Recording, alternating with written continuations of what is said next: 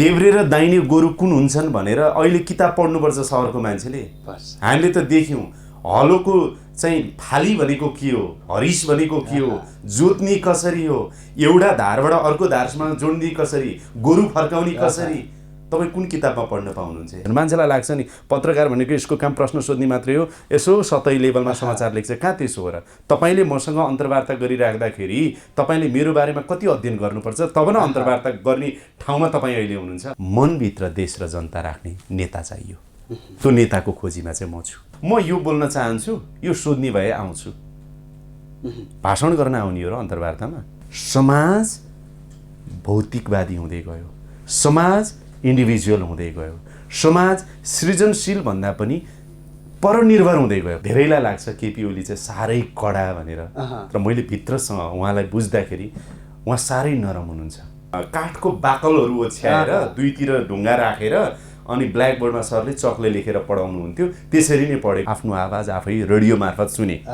Radio मार्फत सुनेको दिन मलाई के लाग्यो भने म संसारको सबैभन्दा सुखी, संसारको सबैभन्दा सफल, अब प्रगतिको पथमा लम्केको एउटा आफूले आफूलाई हेरेर आफूले आफ्नो आवाज सुनेर म मक्ख परेको थिएँ। निवर्तमान प्रधानमन्त्री तपाईँको केपी ओली सँग मैले 3-4 महिना अगाडि उहाँ प्रधानमन्त्री हुँदैखेरि बहालमै हुँदा अन्तर्वार्ता गरेको थिएँ। उहाँ आउनुभयो र उहाँले आउने बित्तिकै चाहिँ नमस्कार गर्दै चाहिँ भजन गाउन थाल्नुभयो। त्यो भजन के भने ओम जय जगदीश हरे भन्दै बडो गीत गाउँदै आउनुभयो। मलाई हजारौँ अन्तर्वार्ता गरिराख्दाखेरि 4-5वटा अन्तर्वार्ता मैले नगरेको पनि भए हुन्थ्यो भन्ने रिग्रेट चाहिँ भएको छ। शेरबहादुर देउवा हँसिलो पारामा धेरै बुझ्न चाहने, धेरै सुन्न चाहने नेताको रूपमा मैले देखेको छु। ज्ञानेन्द्र शाहज्यूसँग उहाँसँग मलाई अन्तर्वार्ता गर्ने इच्छा छ र केही अन्तरङ्ग कुराकानीहरू केही फरक धारबाट। जगदीश घिमिरे मर्दै हुनुहुन्थ्यो। म मेरो आमाको 56 वर्षको उमेरमा भएको असामूहिक मृत्युले म विक्षिप्त भएको थिएँ। भनेपछि हामी दुवैजनामा पीडामा साझेदारी चाहिँ कहाँ थियो भने मृत्यु भन्ने वाक्य शब्द र यथार्थसँग हाम्रो साझेदारी थियो। म आफै 1-2 चोटि अपहरणमा परेको छु। चाहे तपाईँको तराई टाइगर्सले मलाई चाहिँ नि पछिल्लो समयमा यो 64-65 पछि होस् अथवा माओवादी कालमा म चाहिँ तपाईँको इलामबाट 5 थर जाँदाखेरि अपहरणमा परेँ। एउटा राम्रो व्यावसायिक पत्रकार एउटा राम्रो नेता बन्न सक्छ यदि उसले देश र जनतालाई केन्द्रमा राख्यो भने। आदरणीय दर्शकवृन्द नमस्कार। कार्यक्रम इन्टरभ्यू विथ इन्टरभ्युअरको यो नयाँ श्रृङ्खलामा तपाईँहरू सम्पूर्णमा स्वागत गर्छु। म कार्यक्रम प्रस्तुता मनोज नेउपारी। दर्शकवृन्द, कार्यक्रम इन्टरभ्यू विथ इन्टरभ्युअरमा म विशेष गरेर नेपाली टेलिभिजन जगतका अनुहारहरू जो अन्तर्वार्ता मार्फत चर्चामा हुनुहुन्छ उहाँहरूसँग विशेष संवाद गर्ने गर्छु। यस कार्यक्रममा म अन्तर्वार्ताकारका रूपमा टेलिभिजन पर्सनालिटीका रूपमा रहनुभएका अनुहारहरूसँग उहाँहरूको पत्रकारिता यात्रा, टेलिभिजन जर्नीको अनुभव, अनुभूति, आरोह अवरोह, चिन्तन मनन यी विविध पाटामा रहेर कुराकानी गर्ने गर्छु। र आज कार्यक्रमको यो नयाँ श्रृङ्खलामा मसँग कुराकानीका लागि स्टुडियोमा उपस्थित हुनुहुन्छ इमेज टेलिभिजनका एक्जिक्युटिभ प्रोड्युसर जगदीश खरेल। उहाँ विशेष गरेर 2 दशक यता इमेज च्यानलमै आबद्ध हुनुहुन्छ। यो नेपाली पत्रकारिता क्षेत्रमा एउटा उदाहरणीय पात्रको रूपमा पनि उहाँ परिचित हुनुहुन्छ। सँगै कार्यक्रम hot seat, top of the town जस्ता कार्यक्रममा पनि उहाँको चर्चा हुने गरेको छ। उहाँको प्रस्तुति शैली, हाउभाउ यी विविध विषय पनि चर्चाका विषय बन्ने गरेका छन्। आज उहाँसँग विशेष उहाँको पत्रकारिता यात्रा, जर्नी, अनुभव, अनुभूति, आरोह अवरोह र समाजसँगको चिन्तन मनन यी विविध पाटामा रहेर म प्रश्न गर्नेछु। आउनुहोस् उहाँलाई आजको हाम्रो यो नयाँ श्रृङ्खलामा स्वागत गरौँ। जगदीश सर, यहाँलाई कार्यक्रममा स्वागत छ। धेरै धन्यवाद मनोजजी। सधैँ आफूले हट सिटमा गेस्ट राख्नुहुन्थ्यो हैन, आज तपाईँ आफू बस्नु भएको छ। यो फरक कस्तो हुँदो रहेछ अनुभव, अनुभूति? नितान्त धेरै फरक अनुभूति हुन्छ। त्यो के हुँदो रहेछ भने मनोजजी, जुन कुर्सीमा तपाईँले अहिले मलाई राख्नु भएको छ नि, र जे कुराले तपाईँले मलाई योग्य सम्झेर आज अन्तर्वार्ताको लागि बोलाउनु भएको छ, यहाँसम्म आइपुग्नको लागि मैले 20 वर्षको चाहिँ नि टेलिभिजन करियरको यात्रा तय गर्नु पर्यो। त्यसैले प्रश्न सोध्ने ठाउँमा बस्दाखेरि हामी जुन रूपमा तयारी गरिरहेका हुन्छौँ, आफ्नो प्रोफेसनल करियर बनाइरहेका हुन्छौँ, तर उत्तर दिने ठाउँमा गेस्टको रूपमा आउँदाखेरि कुनै न कुनै रूपमा यो क्षेत्रमा समाजको लागि, जनताको लागि, राष्ट्रको लागि कतै न कतै योगदान दिएको छ कि जसको कारणले तपाईँले मलाई बोलाउनु भयो र आज चाहिँ प्रश्न सोध्नुभयो भन्ने लाग्छ। र यो अर्थमा फरक लाग्छ, सधैँ चाहिँ मैले जसलाई हटसिटमा ल्याएर बोलाउँथेँ नि, उहाँले त्यो व्यक्तित्वले देश, जनता अथवा आफ्नो क्षेत्रको लागि योगदान पुर्याएरै म उहाँलाई बोलाएको हुन्छु नि त। त्यसैले नितान्त रूपमा केही फरक अनुभूति भएको छ, केही नयाँ अनुभूति भएको छ र अलिकति रमाइलो पनि लागेको छ। म खुसी छु। Thank you so much. Jagdish Kharel र इमेज च्यानल लगभग जोडिएका दुई पात्र हुन् होइन, एउटा संस्था हो, एउटा व्यक्ति हो। यद्यपि दुईटा अन्योन्याश्रित हिसाबले 2 दशकको यात्रा तय भइसकेको छ। यो आफैमा इन्ट्रेस्टिङ पाटो पनि हो जस्तो लाग्छ मलाई, किनभने एउटा सञ्चारकर्मी र एउटा सञ्चार संस्थाको यति लामो यात्रा सँगसँगै लिनियर वेमा अघि बढ्नु भनेको चाहिँ इन्ट्रेस्टिङ पाटो होला। होइन, पक्कै पनि हो, किनभने यो चाहिँ अब सरकारी जागिर भएको भए तपाईँको मेरो पेन्सन हुने समय भइसक्यो होइन। 20 वर्ष पार गरेर म 21 वर्षमा लाग्यो। मैले इमेज च्यानलसँगको मेरो आबद्धता निरन्तर अगाडि बढिरहेको छ र यो हिसाबले गर्दाखेरि म एकदमै खुसी छु र इमेज च्यानल संस्थाप्रति, त्यसको लगानीकर्ताप्रति र सम्पूर्ण इमेज परिवारप्रति आभारी पनि छु कि म 20-21 वर्षदेखि त्यो संस्थामा रहिरहने वातावरण कुनै न कुनै रूपमा बनेको छ। त्यसैले I am so happy and glad.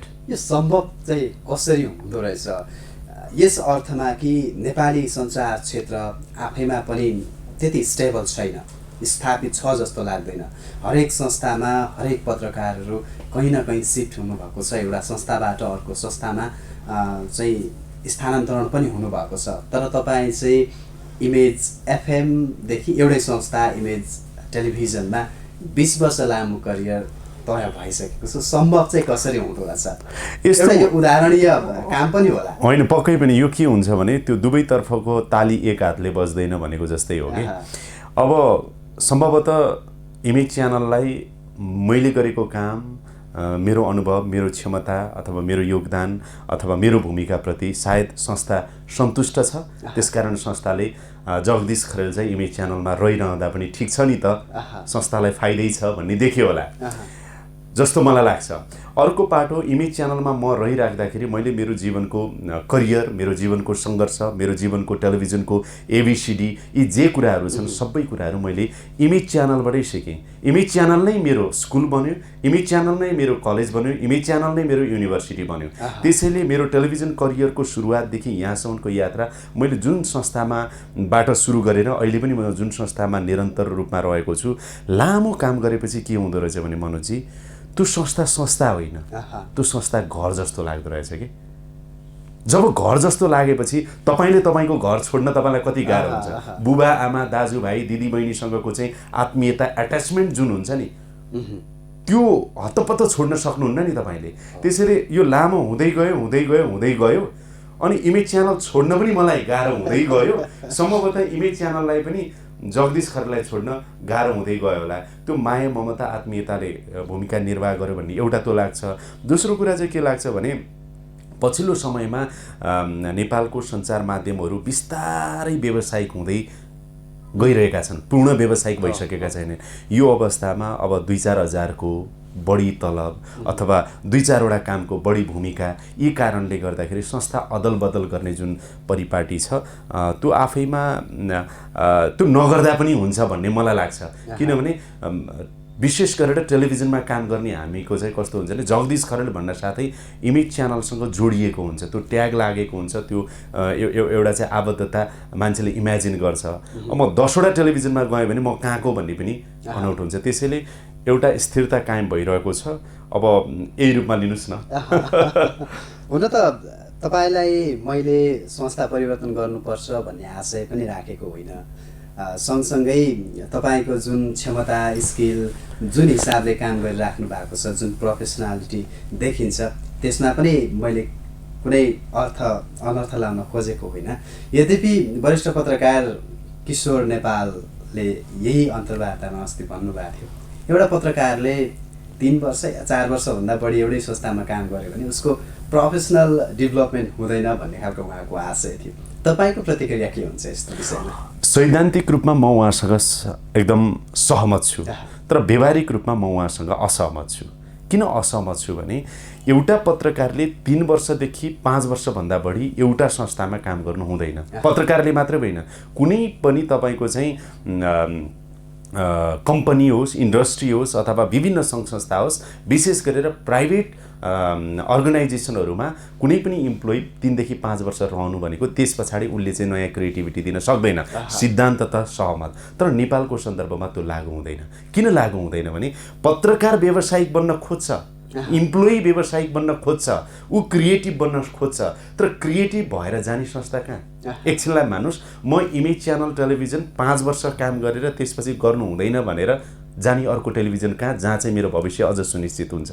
नेपालका टेलिभिजनहरूको अवस्था त हामीलाई थाहा छ, नेपालका रेडियोहरूको अवस्था थाहा छ, नेपालका अनलाइनहरूको अवस्था थाहा छ। जहाँ गए पनि उस्तै र त्यही प्रकारका संस्थाहरू छन् भने तपाईँ कहाँ गएर चाहिँ 3 देखि 5 वर्षभन्दा बढी बस्नु हुँदैन र अन्त गएँ भने म भविष्य बनाउँछु भन्ने हो। हामीले त के गर्नु पऱ्यो भने मैले इमेज च्यानल भन्दा अर्को यो बेस्ट अर्गनाइजेसन छ, राम्रो टेलिभिजन छ, राम्रो पत्रिका छ, राम्रो अनलाइन छ, राम्रो रेडियो छ, जहाँ गएर मेरो करियर बनाउँछु, मेरो भविष्य हुन्छ भन्यो भने पो म जम्प गर्ने। ल तपाईँ भन्नुहोस् त, नेपालको अब मेरो दाबी हो, मेरो समकालीन अहिले नेपालमा रहेका टेलिभिजनहरू मध्येमा इमेज छोडेर कुन टेलिभिजन जाने? त्यो देखेकै छैन करियर बनाउन, त्यसकारण रहनु पर्यो। यदि त्यो देखिएको अवस्थामा विदेशमा हो भनेदेखि 101 टेलिभिजनहरू छन् जहाँ गयो भने फरक किसिमले करियर बनाउन सकिन्छ। त्यसैले व्यवहारिक पक्ष नेपालको सन्दर्भमा अलि लामो रहनुको कारण चाहिँ त्यो पनि हो, तर सिद्धान्त त चाहिँ किशोर दाइसँग म सहमत छु। अब अलिकति फ्ल्यासब्याकमा जाउँ होला प्लिज। तपाईँ दोलखाबाट रिप्रेजेन्ट गर्नुहुन्छ, दोलखामा जन्मिनुभयो, उतै पढ्नुभयो। अलिकति बाल्यावस्थादेखि 2057सम्म आउन तपाईँलाई अब बाल्यकालको कुरा गर्ने हो भने तपाईँ ताप्लेजुङबाट हुनुहुन्छ र उमेरले, अनुभवले भन्दा नि उमेरले केही मभन्दा अलिकति चाहिँ जुनियरै हुनुहुन्छ उमेरले।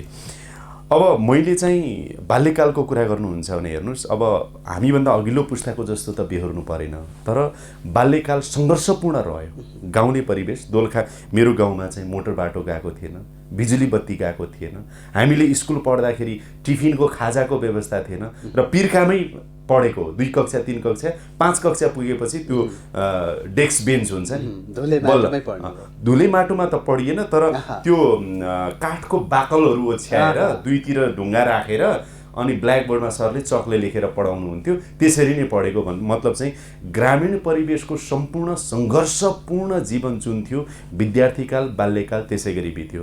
दसैँमा नयाँ लुगा लगाउने रहर कायमै रह्यो, मासु भात खाने रहर कायमै रह्यो, पिङ खेल्ने रहर कायमै रह्यो। यी जुन ग्रामीण परिवेशका हुन्छन् नि ती कुराहरू चाहिँ अहिले पनि सम्झिँदाखेरि त्यो तपाईँले फ्ल्यासब्याक भन्नुभयो, मलाई बडो सङ्घर्षपूर्ण लाग्छ तर रोमाञ्चक लाग्छ। खोलाको डर हामीलाई स्कुल पढ्न जाँदा हुन्थ्यो, स्कुलमा किताब बोक्दाखेरि झोलाहरू हुँदैन थियो, एउटा राम्रो कलम पाउनु भनेको सपना जस्तो लाग्थ्यो, राम्रो लुगा लगाउनु भनेको सपना जस्तो लाग्थ्यो र वर्षमा नयाँ एउटा जुत्ता फेरि राख्दाखेरि आहा आज मैले जुत्ता लाएँ अब मलाई सबैले हेर्छन् कि भनेको जस्तो त्यो कल्पना चाहिँ एउटा बाल्यकालमा रहन्थ्यो। त्यसैले आर्थिक रूपले, भौगोलिक रूपले, सुगमताको हिसाबले, अवसरको हिसाबले एउटा समग्र नेपालको ग्रामीण परिवेश जसरी गुज्रिन्छ नि मनोजी, त्यसै गरी नै सङ्घर्षपूर्ण गुज्रियो। तर अर्को एउटा फाइदा के भयो भनेदेखि हामी त गाउँबाट आएको मान्छे के हुँदो रहेछौँ भने प्रकृतिसँग रमाएका हुने, खोला झरना वन जङ्गल बाख्रा पाठा गाई बस्तु खेतीपाती किसानी होइन, अनि त्यो जुन प्रकृतिबाट हामीले सिक्छौँ नि सहरका मान्छेहरूले त्यो सिक्न सक्दैनन्। उनीहरूको लागि किताब पढ्नुपर्छ, उनीहरूले टेलिभिजन हेर्नुपर्छ, उनीहरूले स्टोरी सुन्नुपर्छ। जुन हामी प्रकृतिसँग रमायौँ, एउटा किरा एउटा पुतली खेलाउँदा होस्, एउटा तपाईँको चाहिँ जङ्गलको जडीबुटी होस् अथवा च्याउ खोज्न जाँदा होस्, अथवा तपाईँले जे जसरी हामीले ग्रामीण परिवेशमा बितायौँ त्यो एउटा यस्तो युनिभर्सिटी रहेछ जुन युनिभर्सिटीबाट सिकेको कुराहरू आज म सम्झिँदा सहरमा सहरी जीवन यसरी बिताइराख्दाखेरि ती दुवै पार्टहरू म हेर्छु। धेरै अवसरहरू हामीले जुन पायौँ गाउँमा सहरका मान्छेले पाउन सकेनन् र जीवनभर पाउन सक्दैनन्। तर हामीले जे सङ्घर्ष हामीले ग्रामीण जीवनमा बाल्यकालमा गऱ्यौँ त्यो सङ्घर्ष सहरका मान्छेले गर्नु परेन र ती दुवै कुराको अनुभव र अनुभूति यतिखेर मेरो फ्ल्यासब्याकमा छ। यही प्रसङ्ग तपाईँले कोट्याइरहँदाखेरि ठ्याक्कै सम्झिँदाखेरि सायद हाम्रो मस्तिष्क पनि एउटा युनिभर्सिटी नै होला। पक्कै पनि एकदमै हो। ग्रामीण परिवेश, त्यो वातावरण, त्यो घुलमिल, त्यो समय र त्यो सङ्घर्षले त त्यो युनिभर्सिटी नै बनाएको होला। होइन, किन होइन त मनोजी, तपाईँ भन्नुहोस् न, गाउँमा हलो जोत्दाखेरि देब्रे र दाहिने गोरु कुन हुन्छन् भनेर अहिले किताब पढ्नुपर्छ सहरको मान्छेले। हामीले त देख्यौँ हलोको चाहिँ फाली भनेको के हो, हरिस भनेको के हो, जोत्ने कसरी हो, एउटा धारबाट अर्को धारसम्म जोड्ने कसरी, गोरु फर्काउने कसरी, तपाईँ कुन किताबमा पढ्न पाउनुहुन्छ? तपाईँले मकैको दाना त्यो गोरु जोतेर छरिराख्दाखेरि कति इन्चीको फरकमा राख्नुपर्छ भनेर तपाईँले त्यो सेकेन्ड क्यालकुलेट गरेर हाल्न सक्नु। हाम्रा आमा, हजुरबुवा, हजुरआमाहरूले गाउँमा हाल्नुहुन्छ नि। भनेको मैले एउटा सामान्य कुरा गरेको के, मैले भने नि अघि तपाईँलाई, हाम्रो यो प्रकृति चाहिँ युनिभर्सिटी नै हो, ब्रह्माण्ड यो सार। तपाईँले जति सिक्न पनि सक्नुहुन्छ र ग्रामीण परिवेशमा जति प्रकृतिबाट तपाईँले सिक्नुहुन्छ त्यो यहाँ हुँदैन। र दिमाग भनेको चाहिँ त्यो बाल्यकालमै हामीले त्यति अध्ययन गरेका रहेछौँ कि एउटा भँगेरो कसरी उड्छ, भँगेरो र भँगेरी कसरी रहन्छन्, ढुकुरले कसरी गुण लाउँछ, ढुकुर र ढुकुरका जोडी कसरी बस्छन्, कागले के गर्छ, त्यो त तपाईँको जङ्गलमा मैना सुगा हेरिराख्दा, तिनले कराइराख्दा, तिनले बोलिराख्दा, बाँदर उफ्रिराख्दाखेरि तपाईँ ठुलो जङ्गलमा बाँदर एकदमै उफ्रियो भने बाघ आउने जोखिम छ भनेर हामीले यहाँ किताबमा पढ्न कहाँ कहाँ खोज्नुपर्छ, हामी त जङ्गलको छेउमा बसेको सबै थाहा हुन्छ भनेपछि त त्यो एउटा ओपन युनिभर्सिटी नै हो। त्यस्ता केही ती हरेक कुराहरू त सहरमा छिरेपछि, सहर पसेपछि स्मरणमा आउँछन् होइन, कहिलेकाहीँ नोस्टाल्जिक पनि हुन्छ मान्छे एक्लै बस्दाखेरि। त्यस्तो समय कतिको व्यतीत हुन्छ तपाईँमा? अधिकांश तपाईँलाई अहिले पनि म भनौँ, मेरो सपनामा पनि अधिकांश समय मेरो गाउँ दोलखा नै देख्छु। दोलखाको सुनखानी गाउँ हो। मेरो सपनामा पनि मेरो गाउँ देख्छु। मेरो सपनामा पनि मेरा बाल सखा सखीहरू देख्छु। मेरो सपनामा पनि स्कुल जीवनमा बिताएका क्षणहरू देख्छु। बाल्यकालमा खेलेका देउसी, भैलो, टिका, दसैँ, दक्षिणा, यी सबै कुराहरू चाहिँ ती सपनामा पनि आउँछन्, विपनामा पनि आउँछन्, सम्झनामा पनि आउँछन्, कल्पनामा पनि आउँछन्। कयौँ क्षणहरू पीडादायक थियो होला, सङ्घर्षपूर्ण थियो होला मनोजी, त्यो अहिले सम्झिँदाखेरि यस्तो मन आनन्दित हुन्छ। त्यो पीडा थियो त्यति बेला, तर त्यो पीडा अहिले आएर सम्झिँदाखेरि पनि मिठो लाग्छ। त्यसैले हेर्नुहोस्, बाल्यकाल त हरेकको जीवनको स्वर्णिम हुन्छ नि, स्वर्णिम समय हुन्छ, तपाईँको पनि हुन्छ, मेरो पनि हुन्छ। त्यसैले न त्यो फर्केर आउँछ, मात्र त्यसको सहारामा, त्यसको कल्पनामा, त्यसको सम्झनामा जीवन अहिले पनि रोमाञ्चित बन्छ। काठमाडौँ कुन साल आउनुभयो? म 2056 सालमा मैले एसएलसी दिएको। 56 साल लगत्तै म काठमाडौँ आएको। त्योभन्दा अगाडि म एक दुई पटक 2048 सालमा काठमाडौँ आएको थिएँ। काठमाडौँ सपनाको सहर थियो। हरेक मान्छे आफ्नो सपनाको सहरमा सपनाको खोजी गरिरहेका थिए, लक्ष्यको खोजी गरिरहेका थिए। त्यही सिलसिलामा एसएलसी पास गरेको एउटा युवक, भनौँ न किशोर होइन, काठमाडौँ आयो। आएपछि अनि यो खाल्डोभित्र, यो सपनाको सहरभित्र जहाँ जताततै अवसरहरू, जताततै चुनौती, जताततै प्रतिस्पर्धाको त्यो बेलाको समय पनि थियो। अझ टेलिभिजन रेडियोको हकमा त त्यत्तिकै थियो। म पनि सपनाको खोजीमै थिएँ, गन्तव्यको खोजीमै थिएँ, भौतारी नै रहेको थिएँ। अरू जसरी ग्रामीण क्षेत्रबाट आएका व्यक्तिहरू जसरी सङ्घर्षपूर्ण तरिकाले आफ्नो सपना र गन्तव्यको खोजी गर्छन्, त्यही खोजीमा नै 56 सालपछि काठमाडौँमा आएको। अहिले 20-22 वर्षभन्दा बढी भइसक्यो। 57 सालमा त इमेज एफएम जोइन गरिहाल्नु भयो तपाईँले? हो, आएको 1 वर्ष लगतै मैले रेडियोको ट्रेनिङहरू लिएँ। ट्रेनिङ लिइसकेपछि म सर्वोत्कृष्ट भएको थिएँ। रेउकाईमा मैले ट्रेनिङ लिएको। अनि त्यहाँ म सर्वोत्कृष्ट भएपछि मलाई चाहिँ इमेज एफएममा मैले इन्टर्नसिप जस्तो गर्ने अपर्च्युनिटी पाएँ। मैले 94 जनामा टप गरेको थिएँ रेउकाईको चाहिँ ट्रेनिङमा। अनि उहाँहरूले भन्नुभयो, अब भोइस पनि ठिकै छ तेरो, अनि अब प्रोग्रामहरू अरू गर्न तैँले सक्छस् भन्ने उहाँहरूलाई लाग्यो होला। त्यहाँबाट केही समय इन्टर्नसिप गरेपछि त्यहाँबाट सुरु भएको यात्रा अघि नै तपाईँले जोडिहाल्नुभयो। 21 वर्ष हुँदाखेरिसम्म पनि म इमेजमै छु।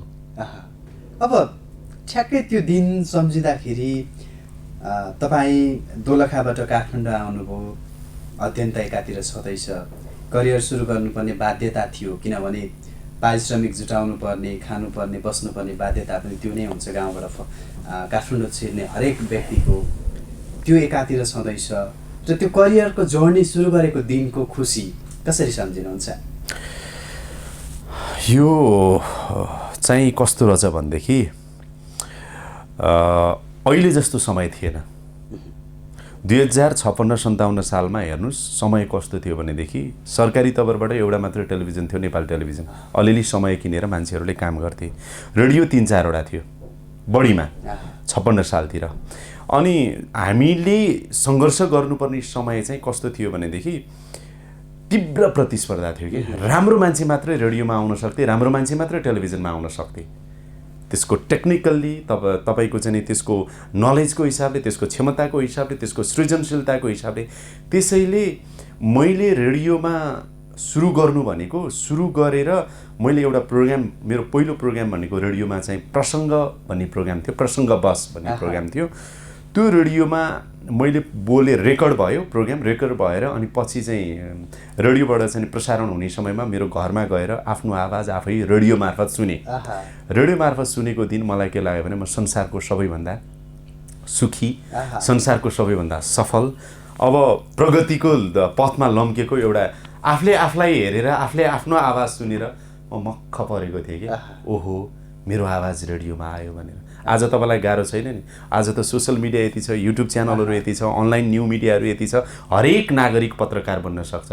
हरेक नागरिक अहिले तपाईँको चाहिँ मिडियाकर्मी, टेलिभिजन कर्मी भिडियो कर्मी बन्न सक्छ नि त अहिले, होइन? तर हाम्रो समयमा आफ्नो आवाज डिजिटल च्यानल मार्फत चाहिँ तपाईँको ट्रान्समिसन भएर, होइन, अनि तपाईँको आउँदाखेरि त्यो एकदमै एउटा चाहिँ साह्रै संवेदनशील, महत्त्वपूर्ण, रोमाञ्चक क्षण थियो। त्यहाँबाट सुरु गरेको सङ्घर्ष त्यो तुलना अहिले गर्न सकिँदैन। त्यो कल्पना पनि अहिले गऱ्यो भने साह्रै सङ्घर्षपूर्ण जर्नी हामीले तयार गरेका थियौँ। त्यो आर्थिक रूपमा, त्यो तपाईँको व्यावसायिक रूपमा, त्यो चाहिँ तपाईँको सामाजिक रूपमा, सबै हिसाबले चाहिँ त्यो जर्नी साह्रै सङ्घर्षपूर्ण थियो। तर नाम चाहिँ अहिलेको भन्दा बढी थियो।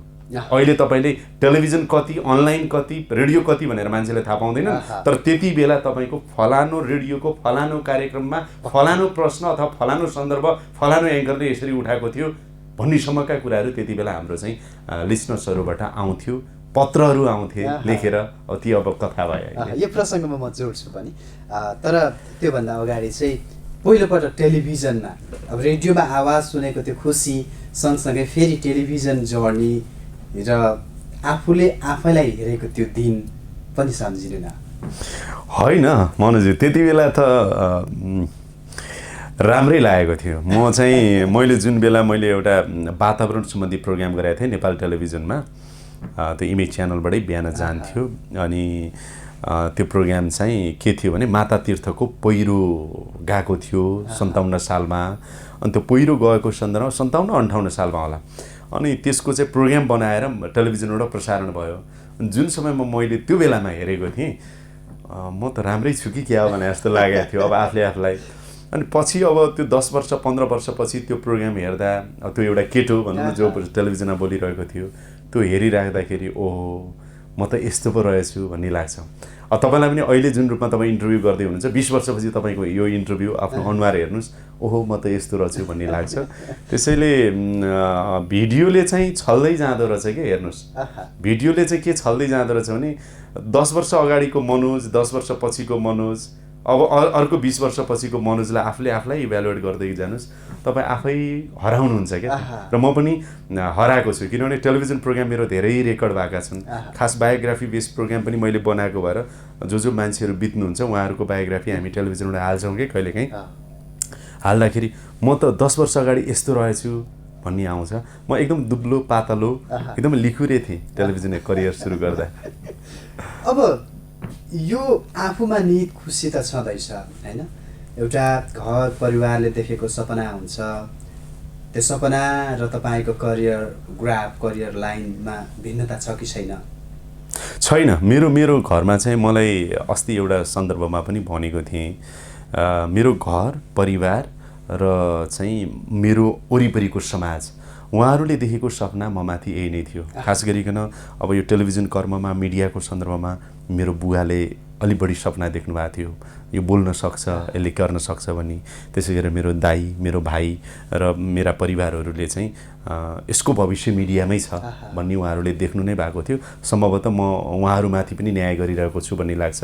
अनि म जुन स्कुलबाट, जुन विद्यालयबाट आएँ, जुन कलेजबाट मैले जर्नलिजम मास कम्युनिकेसन पढेँ, अथवा मेरो सर्कलका चाहिँ साथीभाइहरू जसले म माथि यसले चाहिँ अरूभन्दा मिडियामै गर्न सक्छ भन्ने उहाँहरूलाई लागेको छ र सम्भवतः मैले त्यसमा न्याय गर्न सकेँ भन्ने लाग्छ र त्यसको परिणाम एउटा तपाईँले मलाई इन्टरभ्यूमा बोलाउनु पनि त हो नि, होइन र? हुन त त्यो समय अलिकति फरक प्रकृतिको थियो जस्तो लाग्छ। त्यो बेलाको अभिभावकले देख्ने सपना भनेको एउटा इन्जिनियर, एउटा डक्टर, त्यो खालको माहौल थियो, त्यो खालको वातावरण थियो। अहिले पनि हुन त समाज त्यतैतिर चाहिँ डाइभर्ट भएको देखिन्छ।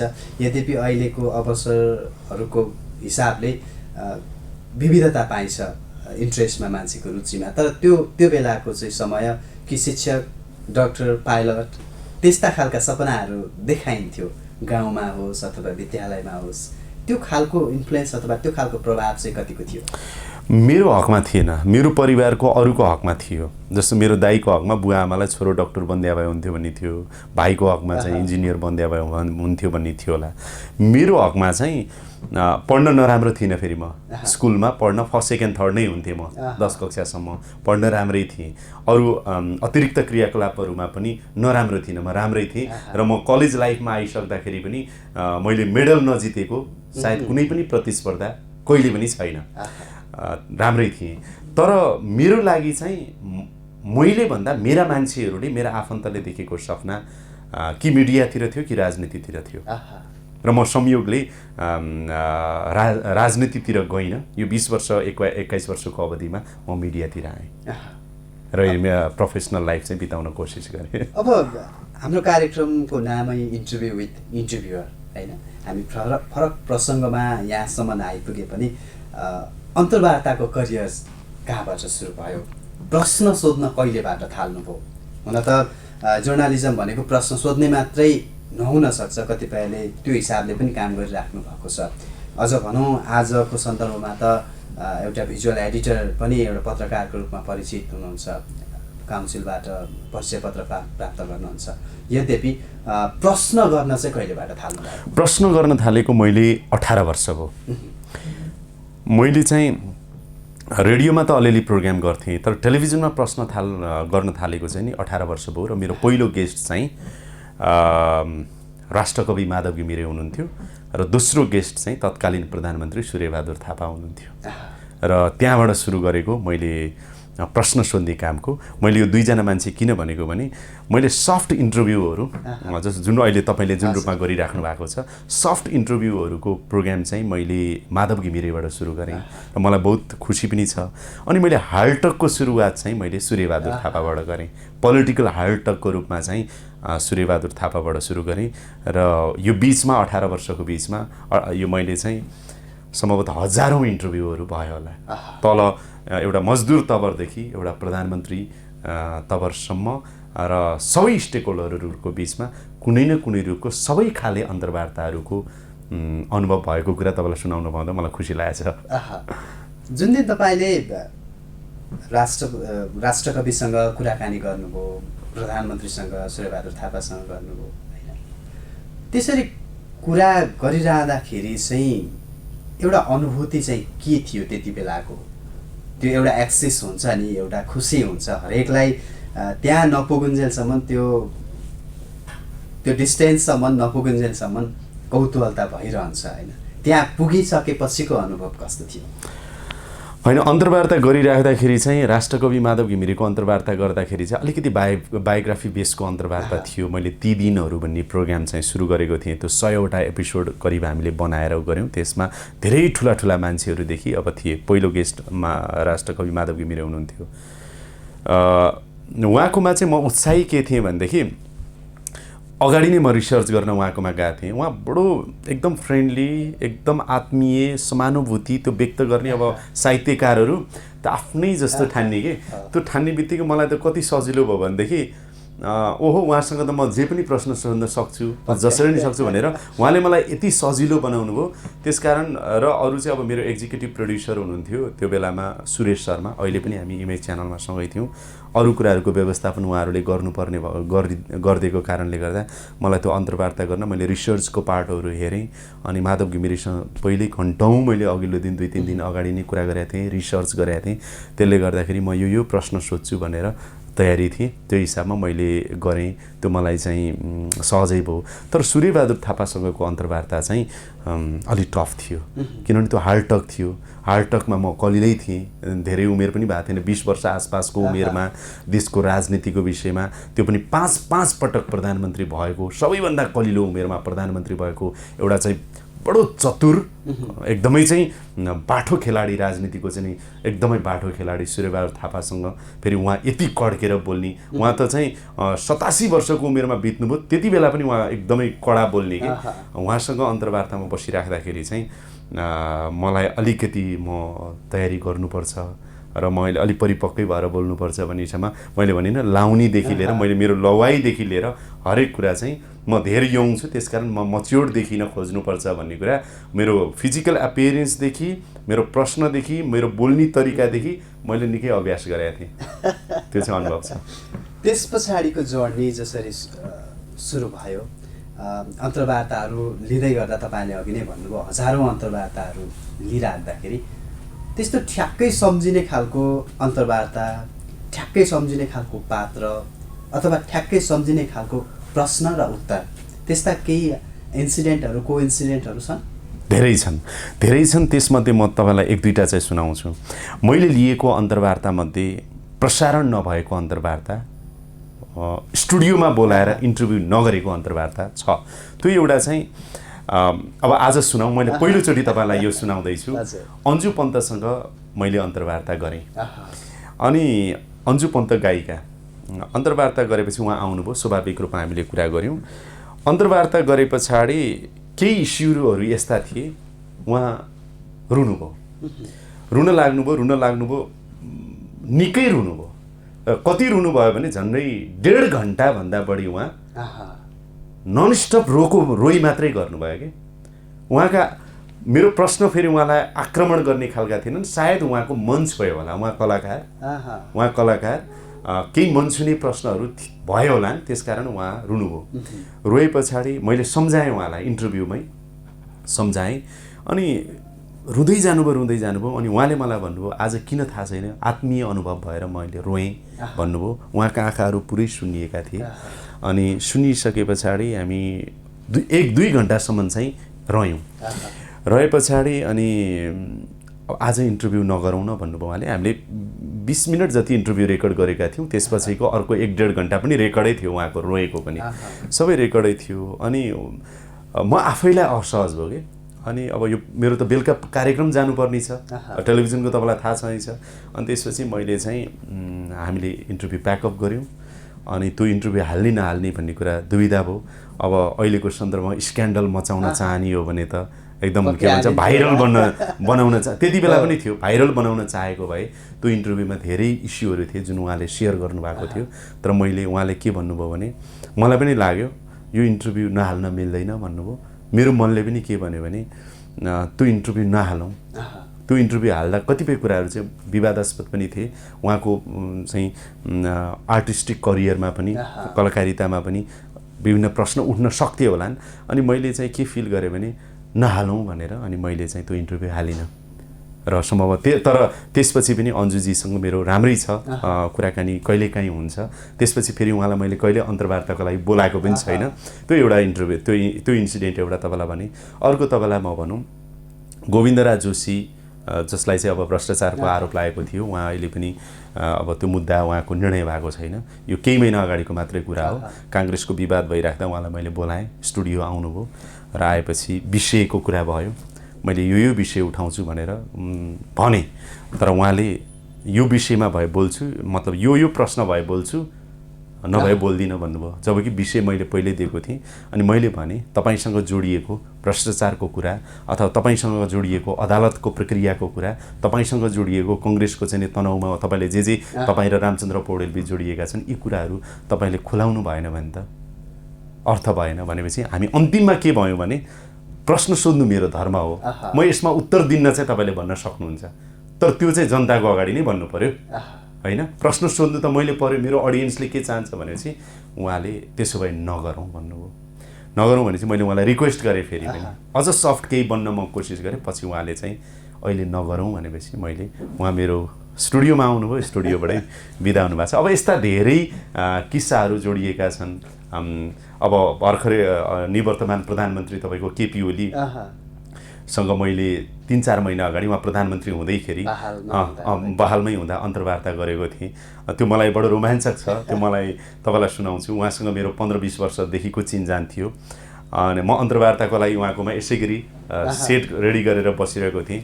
उहाँ आउनुभयो र उहाँले आउने बित्तिकै चाहिँ नमस्कार गर्दै चाहिँ भजन गाउन थाल्नुभयो। त्यो भजन के भने ओम जय जगदीश हरे भन्दै बडो गीत गाउँदै आउनुभयो। अनि धेरैलाई लाग्छ केपी ओली चाहिँ साह्रै कडा भनेर, र मैले भित्रसँग उहाँलाई बुझ्दाखेरि उहाँ साह्रै नरम हुनुहुन्छ व्यक्तिगत रूपमा। केपी ओली व्यक्तिगत रूपमा असाध्यै नरम हुनुहुन्छ, असाध्यै आत्मीय हुनुहुन्छ, असाध्यै हृदयता व्यक्त गर्न सक्नुहुन्छ, असाध्यै रोमान्टिक हुनुहुन्छ, असाध्यै ठट्टा गर्न सक्नुहुन्छ। जुन राजनैतिक रूपमा उहाँलाई कडा भनेर हामी भन्छौँ नि, कडा भनेर भन्छौँ नि, उहाँ असाध्यै नरम पनि हुनुहुन्छ। त्यो एउटा छ। शेरबहादुर देउवाको कुरा गर्नुहुन्छ भने मान्छेले साह्रै झोक्किने भन्छन् नि अहिलेको वर्तमान प्रधानमन्त्रीलाई। मैले जतिचोटि यो 4 महिनाको बिचमा मैले 2-3 चोटि जति सायद उहाँसँग भेटेँ, प्रधानमन्त्री भएपछि भेट्न पाएको छैन। मसँगको कुराकानीमा म 15-20 मिनट, आधी घन्टा, 1 घन्टासम्म उहाँसँग बसेको छु। म सधैँ हँसिलो देखेँ। यो मलाई अचम्म लागिरहेछ। हेर्नुहोस् है मनोजी, मैले धेरै मान्छे उहाँ झोक्किएको पनि सार्वजनिक ठाउँमा देखिन्छ, तर शेरबहादुर देउवा हँसिलो पारामा धेरै बुझ्न चाहने, धेरै सुन्न चाहने नेताको रूपमा मैले देखेको छु। प्रचण्डको कुरा गर्नुहुन्छ भने प्रचण्डसँग एउटा क्षमता छ। मैले अन्तर्वार्ता प्रचण्डसँग गरिराख्दाखेरि प्रचण्ड तपाईँले अहिले केही भनिराख्नु भएको छ भने, केही कुरा सन्दर्भ उठाइराख्नु भएको छ भने त्यो कुरालाई आज होस् भोलि होस् कहीँ होस्, यदि उहाँलाई त्यो कुरा ठिक लागेको छ भने यति चाँडो टिप्नुहुन्छ र त्यसलाई बडो आर्टिकुलेट ढङ्गले चाहिँ उहाँले भन्नुहुन्छ कि त्यो क्षमता उहाँसँग चाहिँ एकदमै मेमोरी पावर र त्यसलाई चाहिँ प्रेजेन्टेसन गर्न सक्ने शैली र अलिकति मान्छेलाई प्रभाव पार्न सक्ने शैली र त्यो हो नि त भनेर महसुस गराउन सक्ने क्षमता प्रचण्डसँग छ। भनेपछि यस्ता धेरै अनुभूतिहरू, अब हजारौँ इन्टरभ्यू छन्, तपाईँसँग समय थोरै छ, फेरि कुनै समय भने सेयर गरौँला इन्फर्मल्ली पनि। ठ्याक्कै तपाईँले यी पात्रहरू सम्झिनु भयो है। तपाईँले अघि नै पनि भन्नुभयो एउटा ग्राउन्ड लेभलको, ग्रास लेभलको पात्रदेखि लिएर बहालवाला प्रधानमन्त्रीसम्मको अन्तर्वार्ता प्रायः छुट्या छैनन् होला सायद। यद्यपि यति हुँदाहुँदै पनि तपाईँले तपाईँको मुद्दा, समय, सन्दर्भ अनुसार बोलाएका पात्रहरूले होइन नगरौँ अथवा रिजेक्ट गरेका त्यस्ता सन्दर्भहरू छन्? मलाई अन्तर्वार्तामा रिजेक्ट चाहिँ कसैले पनि गर्नुभएको छैन, तर मलाई अहिले नाम भन्दैन चाहिँ बाध्य नपार्नुहोस्, म माफी चाहन्छु। मलाई हजारौँ अन्तर्वार्ता गरिराख्दाखेरि 4-5वटा अन्तर्वार्ता मैले नगरेको पनि भए हुन्थ्यो भन्ने रिग्रेट चाहिँ भएको छ, नगरेको। तर मलाई अन्तर्वार्तामा रिजेक्ट कसैले पनि गर्नुभएको छैन अहिलेसम्म पनि। र अन्तर्वार्ता गरिसक्दाखेरि जति कडा भए पनि, जति सफ्ट भए पनि मेरो मुद्दा, मेरो विषयवस्तुमा मैले अन्तर्वार्ता गरिसकेपछि अलिकति केही समय उहाँहरूलाई अलिकति चित्त नबुझे पनि त्यसपछि चियासँगै खाउँ, कफीसँगै खाउँ, कुरा गरौँ भन्ने अवस्थाको चाहिँ भएको छ। मेरो मलाई नै रिजेक्ट गरेको चाहिँ अब थ्याङ्क गड, म खुसी पनि छु यो मामलामा, अहिलेसम्म कसैले गर्नुभएको छैन। तपाईँले हुन त अघि पनि भन्नुभयो कि मैले काम गरिराख्दाखेरि को बेला संस्था, व्यक्ति सबै परिचित हुन्थे। त्यो बेलाको समय त्यस्तो थियो, अहिलेको जस्तो प्रतिस्पर्धा त्यो बेला त्यति धेरै थिएन जो काम गर्न थालिसक्छ त भनिसक्नुभयो। यद्यपि इन्टरभ्यू लिँदै गर्दा त्यो एउटा टर्निङ पोइन्ट हुन्छ, सबैभन्दा बढी चर्चामा आउने खालको, अथवा जगदीश चाहिँ एउटा इन्टरभ्युअर जो राम्रो प्रश्न सोध्नुहुन्छ त्यो खालको चर्चा एउटा भनिन्छ नि, युटर्न पनि भनिन्छ, अनि त्यस्तो सन्दर्भ छ? होइन, त्यो सन्दर्भ छ। कस्तो हुँदो रहेछ भने हेर्नुहोस्, युटर्नको सन्दर्भमा चाहिँ हामीले जुन समयमा सुरुवातमा काम गऱ्यौँ, एउटा चाहिँ तपाईँलाई म यहाँ निवेदन गर्छु के भनेदेखि त्यो बेलामा छिर्न गाह्रो अहँ, मिडियामा हाम्रो 56 57 58 सालमा त्यो बेलामा छिर्न गाह्रो चर्चा कमाउन गाह्रो थिएन किन थोरै मिडिया थिए तर थोरै मिडिया बिचमा चाहिँ क्वालिफाइड मान्छे मात्रै मिडियामा आउँथे त्यसकारण त्यो बेलामा छिर्न गाह्रो चर्चा कमाउन सजिलो अहिले छिर्न सजिलो चर्चा कमाउन गाह्रो प्रतिष्ठित हुन गाह्रो अहिले फरक यो दुईटामा यति छ अरू प्रविधि आदि इत्यादि यो सबै हिसाबले त्यो कुरा पछि गरौँला हैन चल्दै जान्छ त्यो स्वाभाविक हो अब अर्को टर्निङ पोइन्टको कुरा गर्नुहुन्छ भने मेरो एउटा इन्ट्रेस्टिङ अनुभव छ क्या आज मैले कस्तो गहन अन्तर्वार्ता गरेँ यो देश र जनताको लागि भनेर हेऱ्यो भने अहिले त युट्युब ट्रेन्ड पनि छ नि त भाइरल कति भयो भन्ने पनि छ भ्युअरसिप कति भयो भने एउटा ठुलो मापन त त्यो पनि हो त्यो सबै होइन फेरि त्यो सबै होइन आज कस्तो राम्रो अन्तर्वार्ता गरेँ भनेर म सोध्छु रेस्पोन्स आउँदैन अनि आज अब सधैँभरि अन्तर्वार्ता राम्रो गर्न सक्नुहुन्न नि त तपाईँ कहिले गेस्ट पाइँदैन कहिले इस्यु हुँदैन कहिले आफ्नै पनि मुड हुन्छ तपाईँको चाहिँ आज चाहिँ त्यस्तै भयो भने त्यो त भाइरल यस्तो हुन्छ अन्तर्वार्ता हेर्नु यस्तो भाइरल हुन्छ मैले सोच्दै नसोचेका चाहिँ आज मैले ठिकै छ नि त भनेर गरेका अन्तर्वार्ताहरू मैले सोचेभन्दा कति गुणा बढी भाइरल भएको छन् मैले आज खतरा गरेँ भनेको अन्तर्वार्ताहरू भ्युअरसिप नै नपाएका भन्छ त्यसैले कहिलेकाहीँ के हुँदो रहेछ भने हेर्नुहोस् क्रिएटर जो हुन्छ नि क्रिएटर उसलाई लाग्छ कि मैले बनाएको मूर्ति मैले बनाएको सिर्जना मैले बनाएको गीत मैले बनाएको मन्दिर खतरा भन्ने तर त्यो हाम्रो हातमा हुँदो रहेछ पपुलर हुने कुरा अरूकै हातमा हुँदो रहेछ अडियन्सकै जनताकै हातमा हुँदो रहेछ त्यस्ता टर्निङ पोइन्टहरू चाहिँ बिचबिचमा आछन् तर ठ्याक्कै यो टर्निङ पोइन्टले चाहिँ मलाई यो मोडबाट चाहिँ अन्तर्वार्ताकारको रूपमा स्थापित गर्यो भन्ने चाहिँ छैन त्यस्तो किनभने म निरन्तर आइरहेको भएर यसले अन्तर्वार्ता गरिराख्छ भन्ने भयो इँटा थपित जग भयो जगबाट इँटा थपिँदै गएपछि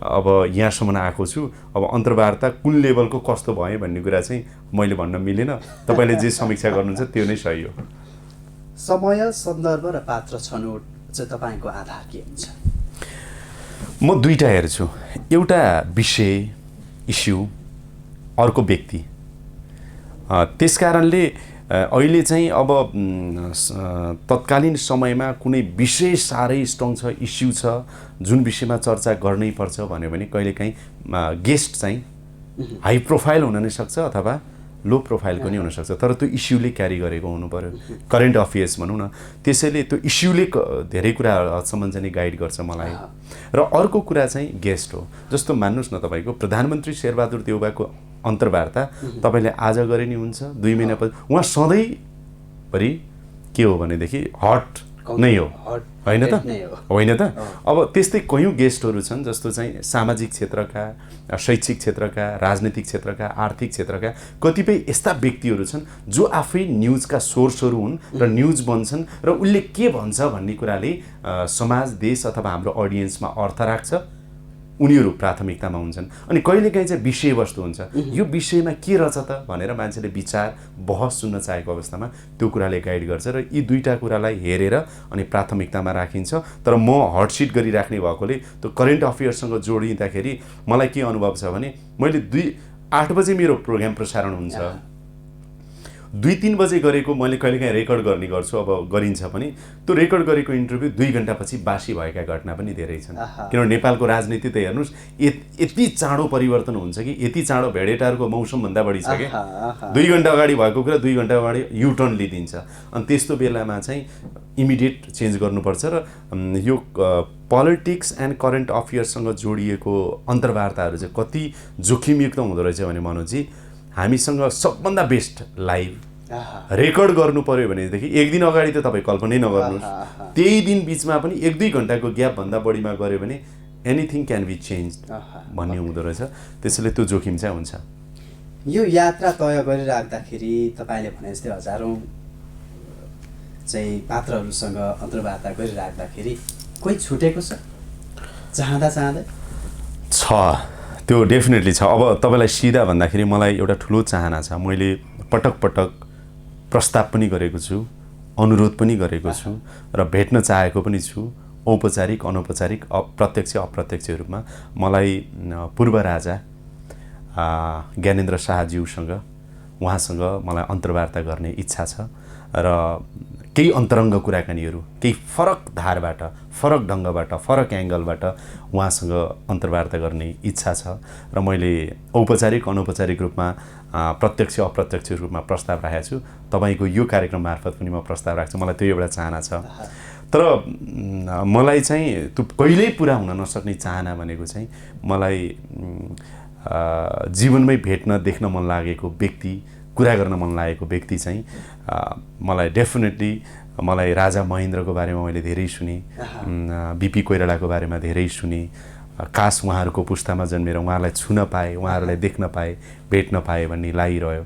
मदन भण्डारीलाई देखेँ तर कुरा गर्न पाइएन र नारायण गोपाललाई जीवनमा देख्न पाइनँ। यस्ता व्यक्ति र पात्रहरू छन्, व्यक्तित्वहरू भनौँ, जसको नाम सुन्दै पनि हुन्छ नि छाती गर्वले चाहिँ फुल्छ। त्यस्ता व्यक्तिहरू अनि इतिहासमा जस्तो जङ्गबहादुरदेखि पृथ्वीनारायण शाहसम्म त्यो पुस्तामा त हामी हुने कुरै भएन होइन। तर उहाँहरूको प्रेरणा सुन्दा पनि अहिले पनि आनन्द लाग्छ कि ती पात्रहरू चाहिँ छन्। तर अहिले भइरहेको अवस्थामा चाहिँ अब बाँकी भनेको मलाई एकदम इच्छा लागेको पूर्व राजा ज्ञानेन्द्र शाहज्यूसँग हो।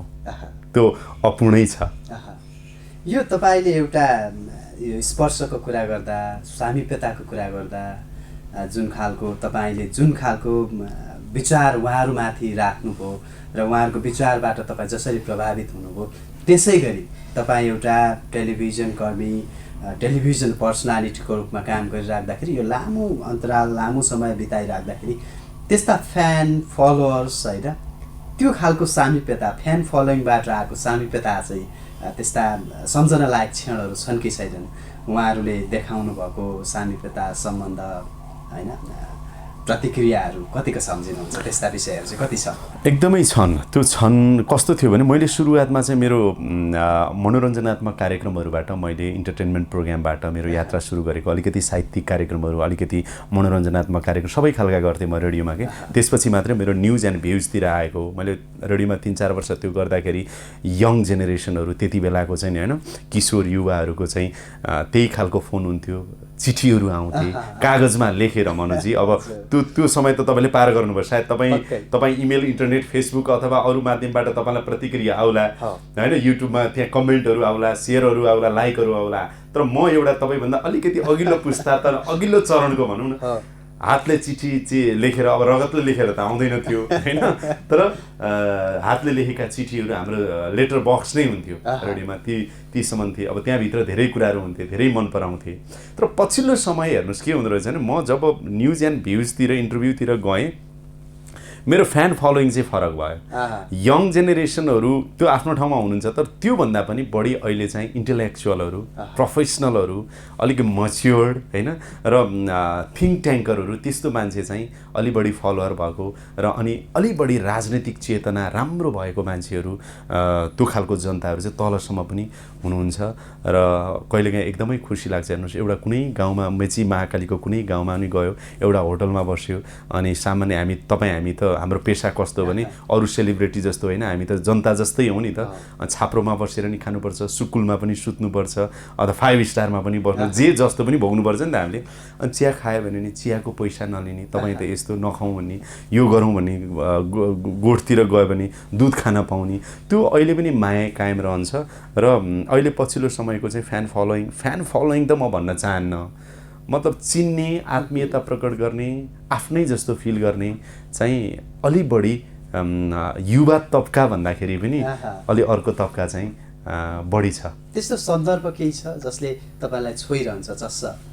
होइन, त्यस्तो धेरै। मैले अघि तपाईँलाई भने नि, अब मलाई ठ्याक्कै अहिले यो भन्ने त छैन, तर लगातार फोनहरू आइरहने होइन। अनि हामी कुनै ठाउँमा गयौँ भनेदेखि, जस्तो जुन होटलमा तपाईँ सुत्यो, बस्यो, त्यो होटलको ओनरले जति तपाईँ रिक्वेस्ट गर्नु पैसा लिन नमान्ने, अथवा विभिन्न ठाउँमा गयो भने तपाईँले उठाउनु भएको सबैभन्दा मलाई खुसी लाग्ने चाहिँ फलानु व्यक्ति तपाईँको गेस्ट आउँदा फलानु सन्दर्भमा यति बजेर यति मिनट जाँदा यो क्वेसन सोद्धा त्यसले यो उत्तर दियो भनेर। अहिले पनि, अघि मैले भने पहिला 20 वर्ष अगाडि त्यो थियो, तर अहिले आएर पनि मैले सोधेको प्रश्न, मैले सोधेको मेरो गेस्टले दिएको जवाबसम्मका कुराहरू गरेर अनि उनीहरूले त्यो बेसमा रहेर अनि त्यो चाहिँ आफ्नो लोकल लेभलमा जुन खालको स्पिचहरू दिने, डिस्कसनहरू गर्ने, त्यो हाम्रो इन्टरभ्यूको आधार बनाएर नै त्यो छलफल गर्ने त्यो धेरै पाएको छु। र ओपिनियन क्रिएटरको रूपमा हामी छौँ भन्ने अनुभूति चाहिँ त्यति बेला हुन्छ। त्यस्तो धेरै घटनाहरू छ। अन्तर्वार्ता मैले अघि नै सोध्नुपर्ने प्रश्न थियो। अन्तर्वार्ता गरिराख्दाखेरि, यो लामो समयमा गरिराख्दाखेरि चाहिँ कोही एउटा व्यक्ति त्यस्तो जसको विचारले तपाईँ प्रभावित हुनुभएको पनि छ? त्यो एकदमै छ। जस्तो तपाईँलाई विशेष गरेर मैले जगदीश घिमिरेको कुरा गरौँ, मैले मेरो आमा बित्नुभयो 69 सालमा अनि म इन्टरभ्यू नै गर्थेँ। 1 महिना त म एकदम, किनभने असामयिक मृत्यु थियो, हार्ट फेल भएर बित्नुभयो आमा।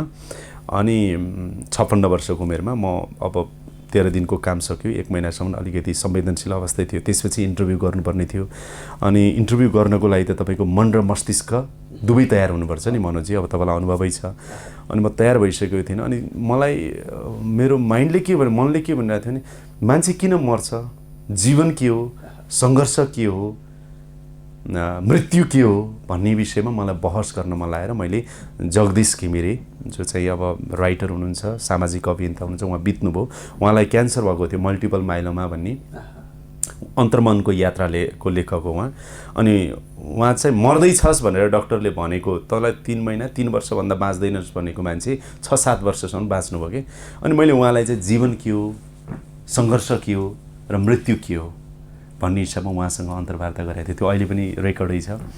उहाँले दिनुभएको त्यो दिग्दर्शन मेरो लागि अहिले पनि जीवनको बुझाइमा, सङ्घर्षको बुझाइमा, यी सबै बुझाइहरूमा त्यो एउटा चाहिँ असाध्यै मलाई पटक पटक प्रभावित पारिराख्ने लाग्छ त्यो अन्तर्वार्ता। र त्यसबाट म आफैले पनि धेरै इन्स्पायर भएको र मेरो होइन, प्रसङ्ग यस्तो थियो, उहाँले चाहिँ सङ्घर्ष भन्ने किताब लेख्नु भएको थियो अनि अन्तर्मनको यात्रा आइसकेको थियो। अनि मैले भने मेरो आमाको मृत्यु भएको 1 महिना भएको थियो, म आफै पनि एकदम विक्षिप्त भएको थिएँ। उहाँ मृत्युको मुखमा भएको व्यक्ति हुनुहुन्थ्यो, उहाँ मर्दै हुनुहुन्थ्यो कि जगदीश घिमिरे मर्दै हुनुहुन्थ्यो। म मेरो आमाको 56 वर्षको उमेरमा भएको असामयिक मृत्युले म विक्षिप्त भएको थिएँ। भनेपछि हामी दुवैजनामा पीडामा साझेदारी चाहिँ कहाँ थियो भने मृत्यु भन्ने वाक्य, शब्द र यथार्थसँग हाम्रो सामे साझेदारी थियो भनेपछि अनि मैले त्यो मृत्यु के हो भनेर जान्न त यो संसारमा कसले सक्छ भन्दाखेरि जो अब मर्दैछु भन्ने थाहा छ उसलाई।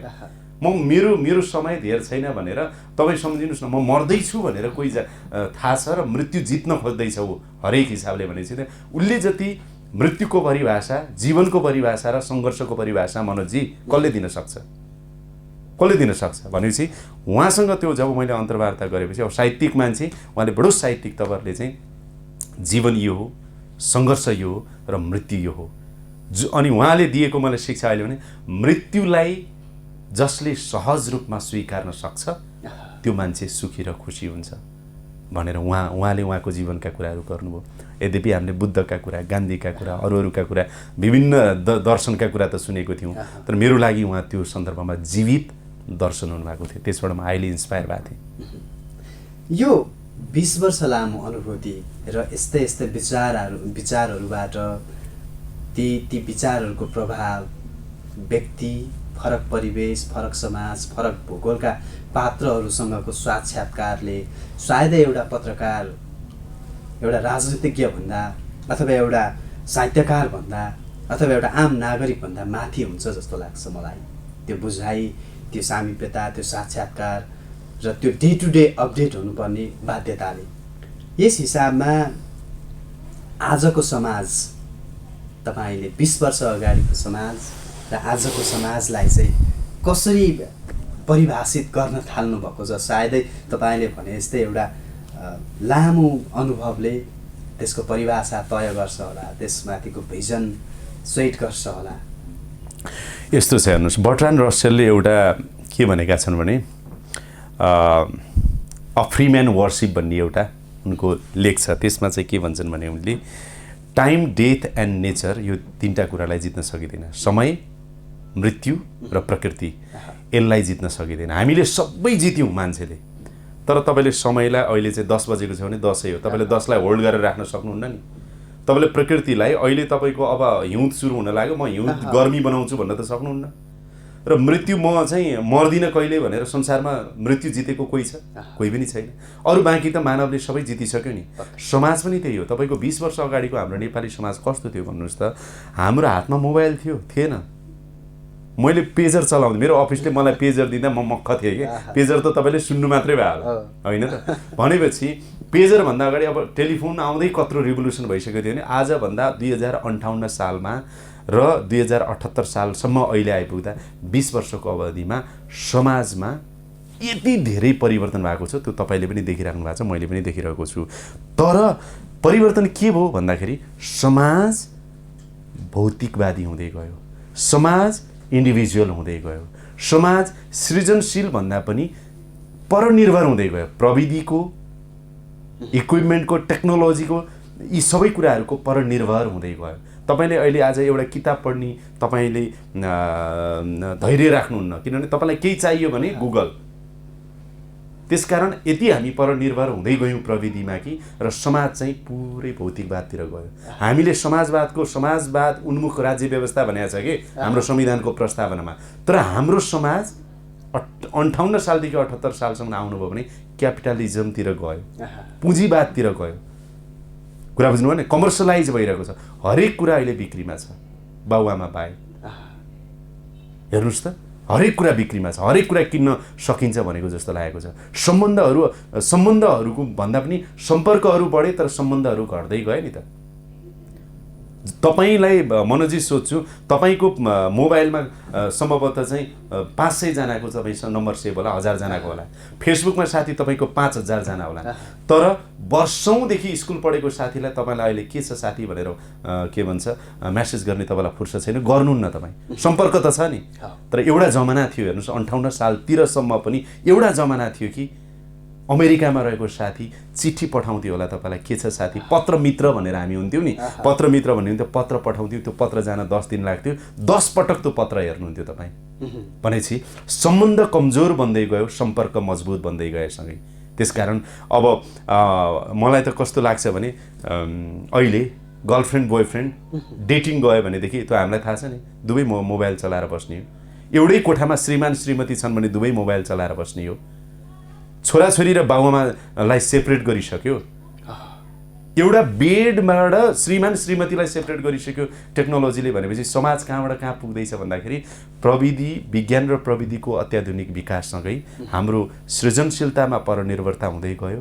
आत्मीयतामा तपाईँको चाहिँ के भन्छ ह्रास हुँदै गयो। त्यसले गर्दाखेरि अबको 20 वर्ष 40 वर्षपछिको समाज चाहिँ यति अत्याधुनिक हुन्छ, त्यसपछि के हुन्छ भन्ने कुरा परिकल्पना गर्न गाह्रो छ। म एउटा वाक्य चाहिँ तपाईँलाई थप्छु।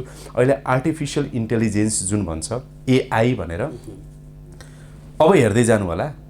सायदै यो इन्टरभ्यू रेकर्ड भएर तपाईँको चाहिँ कुनै युट्युबमा कतै रेकर्ड रह्यो भनेदेखि 100 वर्ष 50 वर्षपछिको पुस्ताले सम्झिन्छन् होला। मान्छेले गर्ने काम जति अब सबै आर्टिफिसियल इन्टेलिजेन्सले, रोबोटले गर्न थाले पछाडि एउटा यस्तो भयङ्कर समय आउँछ जस्तो लाग्छ, मान्छेको आवश्यकता पर्छ कि पर्दैन पछि भन्ने कुरा। हरेक कुरा अहिले चाहिँ एआईले गर्न थाल्यो, रोबोटले गर्न थाल्यो भने मान्छेले गर्ने के भन्ने प्रश्न नै आउन सक्छ। त्यसैले अबको 20 वर्षपछि, अबको 50 वर्षपछि तपाईँ हामी अलि बुढो भइसक्दाखेरिको समाज कस्तो होला कहिलेकाहीँ म आफै चकित पर्छु, आश्चर्यचकित हुन्छु र अनुमान मात्रै गर्छु, कल्पना मात्रै गर्छु।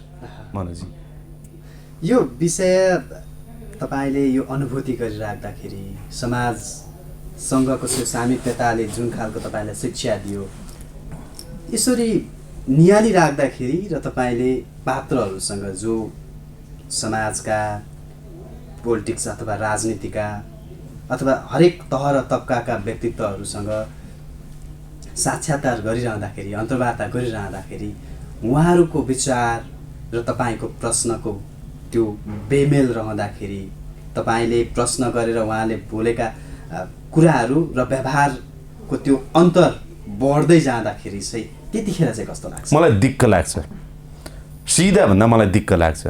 त्यो बेमेल तपाईँले एकदम राम्रो प्रश्न गर्नुभयो कि म जे प्रश्न सोध्छु म सकभर मेरो अडियन्सले के जान्न चाहेको छ र के जान्नुपर्छ दुईटै कुरा अडियन्सको लेभल एकदम माथि पनि हुन्छ अडियन्सको लेभल तल एब्स्ट्र्याक्ट हो नि त अडियन्स भनेको त सबै खालका हुन्छन् नि त जनता मैले के जनतालाई दिनुपर्छ एउटा कुरा र जनताले मेरो गेस्टबाट के जान्न चाहेका छन् बुझ्न चाहेका छन् मेरो दुईटा मात्रै हो कुरा मैले विचार गर्ने हेर्नुहोस् है तर मेरो गेस्ट के गरिदिन्छन् भने अब कति सबै हुँदैनन् अधिकांश समयमा ऊ के भन्न आएको छ भन्ने मात्रै उसले सोचिरहेको हुन्छ कि अब यसको इन्टरभ्यूमा यो आएको छु म यो भनेर जान्छु भन्ने सोचेको हुन्छ एउटा कुरा अर्को कुरा के चाहिँ अब मैले कुनै घटनामा उसलाई समात्न खोज्यो भने ऊ त्यो लुकाउन चाहन्छ र त्यो इस्यु डाइभर्ट गर्न चाहन्छ त्यो कुरा अनि अर्को कुरा चाहिँ कस्तो हुन्छ भने हावी हुने नाउँमा चाहिँ कहिलेकाहीँ चाहिँ अतिथिहरूको कस्तो भइदिन्छ भनेदेखि मैले जे भन्छु यसले त्यो सुन्नुपर्छ र त्यसकै बेसमा रहनुपर्छ भन्ने हुन्छ त्यसैले त्यो कुराले मलाई दिक्क लाग्छ जस्तो तपाईँले अहिले मलाई जे प्रश्न सोध्नु भएको छ अहिले बेमेल के छ भनेर सोध्नुभयो अनि मैले तपाईँलाई चाहिँ हेर्नुहोस् अहिले लोकतान्त्रिक गणतन्त्र भएको देशमा हाम्रो इतिहास 7 सालदेखिको इतिहास भनेर मैले भाषण गर्न थालेँ भने तपाईँलाई के अनुभूति हुन्छ मनोजी दिक्क लाग्दैन तपाईँको प्रश्न एकातिर हुन्छ उत्तर एकातिर हुन्छ त्यो अवस्था चाहिँ छ र अर्को चाहिँ तपाईले सोध्नुहुन्छ हुन्न पछि थाहा छैन अपर्च्युनिटी लिइहाल्छु अहिले नेपाली टेलिभिजनको एउटा ट्रेन्ड छ अन्तर्वार्ता विशेष टेलिभिजन मात्र रेडियोमा पनि सबैतिर अन्तर्वार्ताको एउटा ट्रेन्ड छ त्यो ट्रेन्डको विकृत रूपको बारेमा म तपाईलाई शेयर गर्न चाहेको अन्तर्वार्ता लिने व्यक्ति इन्टरभ्युअर जो हुन्छ उले के सोच्छ भनेदेखि म कहाँ आएको गेस्टलाई मैले जे प्रश्न पनि गर्न सक्नुपर्छ पाउनुपर्छ यो मेरो अधिकार हो किनभने म पत्रकार हो मैले जे पनि प्रश्न सोध्न पाउनुपर्छ यसलाई जहाँबाट पनि सोध्न पाउनुपर्छ जसरी नि सोध्न पाउनुपर्छ त म बाहेक अरू सबै मैले त्यो व्यवहार पनि देखाउनुपर्छ भन्नुपर्छ फेरि भन्न पाउनुपर्छ त म नै त अलि मिलेन मतलब त्यो भन्दा पनि तल्लो स्तरमा रहेर क्षुद्र पारामा अथवा मैले जे जसरी हुन्छ उसलाई चाहिँ डोमिनेट गर्नुपर्छ भन्ने मानसिकता त्यो चाहिँ अन्तर्वार्ताकारमा अलि हावी हुँदै गएको हो कि जस्तो लाग्छ जुन दुःखद हो त्यो व्यावसायिक होइन बिल्कुल प्रोफेसनल होइन हेर्नुहोस् किनभने ऊ मेरो गेस्ट हो ऊ मेरो अतिथि हो मैले इन्भाइट गरेको मैले बोलाएको त्यो चाहे प्रधानमन्त्री होस् चाहे चाहिँ भारी बोक्ने किन एउटा चाहिँ नि भरिया किन नहोस् अथवा खेत जोत्ने किसान किन नहोस् ऊ मेरो लागि समान छ प्रधानमन्त्री र ऊ समान छ तर मेरो दुवै सम्मानित हुन् उसँग म केही जान्न आएको जनतालाई बुझाउन आएको अथवा उसबाट केही कुरा निकाल्न आएको जुन चाहिँ हाम्रो अडियन्सले सुन्न चाहन्छन् त्यसैले हामी कहाँ त्यो ट्रेन एउटा चाहिँ बिस्तारै ह्रास हुँदै गएको छ व्यावसायिकता अन्तर्वार्ताकारमा इन्टरभ्युअरमा जुन चाहिँ सच्याउनु पर्ने छ एउटा त्यो दोस्रो बाटो तपाईँलाई म के निवेदन गर्न चाहन्छु भने अहिले भरे पछिल्लो समयमा गेस्टहरू पनि अन्तर्वार्ता दिने मान्छे इन्टरभ्युई पनि त्यो चाहे माथिको नेतादेखि तलसम्म त धेरै नहुन विशेष गरेर नेताहरूमा कस्तो हावी भएको छ भने अहिले टेलिभिजन जति छन् युट्युब च्यानलहरू जति छन् मलाई मन लाग्यो भने म फेसबुकबाट पनि आफ्ना कुरा राख्छु भनेपछि अब म चाहिँ यो बोल्न सेलिब्रिटीमा पनि छ म यो बोल्न चाहन्छु यो सोध्ने भए आउँछु भाषण गर्न आउने हो र अन्तर्वार्तामा म अहिले तपाईँ कहाँ आउँदा तपाईँले सोधेको प्रश्नको जवाब दिन पो म यहाँ आएको त भाषण गर्ने भए त तपाईँ पर कुर्सीमा बस्नुहुन्थ्यो क्यामेरा राखिदिनुहुन्छ मलाई के बोल्न मन छ म सर बोल्छु तपाईँले धन्यवाद भन्नुहुन्छ जानुहुन्छ speech of the day speech programme भनेर राखे भइगयो अन्तर्वार्ता भनेको मैले बोल्न नसकेको छुटेका अथवा लुकाएका कुरा तपाईँले लिने त हो नि भनेपछि गेस्टहरूमा पनि कस्तो भयो भने अहिले तपाईँ यसो गर्नुहोस् तपाईँ उसो गर्नुहोस् यतिजना राख्नुहोस् यतिजना नराख्नुहोस् यो प्रश्न सोध्नुहोस् यो प्रश्न नसोध्नुहोस् अथवा यसो गर्नुहोस् भन्ने खालको जुन हावी छ त्यो पनि इन्टरभ्युईको त व्यावसायिकता होइन उसको त्यो मर्यादा होइन त्यसकारणले हामी दुवैले म त हेर्नुहोस् के भन्छु भने यो प्रोफेसनलिजम व्यावसायिकता अन्तर्वार्ता दिने पनि लिने पनि यो दुवैमा ह्रास हुँदै गएको छ यसलाई सुधार्नुपर्छ अब काम गरिराख्दाखेरि अघि तपाईँले समाजको भ्यू एउटा दिनुभयो मैले यो कार्यक्रममा हरेक एपिसोडमा के एक दुईवटामा छुटे होला तर प्रश्न छुटाएको छैन यो प्रश्न तपाईँले अघि एउटा इच्छा पनि व्यक्त गर्नुभयो कि सकियो भने पूर्व राजा ज्ञानेन्द्रको अन्तर्वार्ता लिन पाउँ त्यो उहाँलाई यो कार्यक्रमबाट पनि तपाईँले निवेदन गर्नुभएको छ यो हिसाबमा पछिल्लो समय नेपाली राजनीतिमा जसरी ६२-६३को आन्दोलनले गणतन्त्र स्थापित गर्यो राजतन्त्र हटायो त्यस पछाडि धर्मनिरपेक्षता कायम गर्यो फेरि त्यो दोहोरिँदैछ आज फेरि ती बहस मुद्दा अगाडि बढेका छन् राजतन्त्र चाहिने हो कि भन्ने बहस राजनीतिक दलहरूबाटै आइराखेका छन् र तपाईँ ती राजनीतिक दलका टाउकाहरूसँग साक्षात्कार गरिराख्नु भएको हुन्छ। अहिलेको सङ्घीयता बढी भारी हो, यसलाई हटाउनुपर्छ भन्ने पनि आइराखेका छन्। तपाईँको विचार चाहिँ के छ यसमा? उहाँहरूको जुन खालको मुद्दा र तपाईँले देख्नुभएको समाज 57 सालदेखि अथवा एउटा चाहिँ सशस्त्र द्वन्द्वकालको चरम उत्कर्षमा करियर सुरु गरेर आज यो समयमा आइपुग्दाखेरिको विचार राजनीतिमा चाहिँ के छ? हेर्नुहोस् मनोजी, के छ भनेदेखि मैले व्यावसायिक जीवन सुरु गर्दाखेरि माओवादी सशस्त्र युद्ध हुँदै थियो। युद्ध भइरहेको, बन्दुक पड्किरहेको, बम पड्किरहेको, मान्छेको हत्या हिंसा भएका घटना त्यो बेलामा चाहिँ अहिलेको जस्तो प्रविधि थिएन। हामी जसरी समाचार दिन्थ्यौँ धेरै कठिन थियो। म आफै एक दुईचोटि अपहरणमा परेको छु। चाहे तपाईँको तराई टाइगर्सले मलाई चाहिँ नि पछिल्लो समयमा यो 64-65 पछि होस् अथवा माओवादी कालमा म चाहिँ तपाईँको इलामबाट 5 थर जाँदाखेरि अपहरणमा परेँ, तर लामो समय परिनँ, छोटो समय परेँ। त्यसैले जीवनको जोखिम राखेरै पत्रकारिता गरेको मान्छे थोरै हदमा, धेरै हदमा चाहिँ सुख सुविधै भयो पत्रकारिता गर्दाखेरि। पञ्चायत कालमा गरेको जस्तो पत्रकारिता रहेन, होइन? धेरै गफ नलगाउँ, होइन?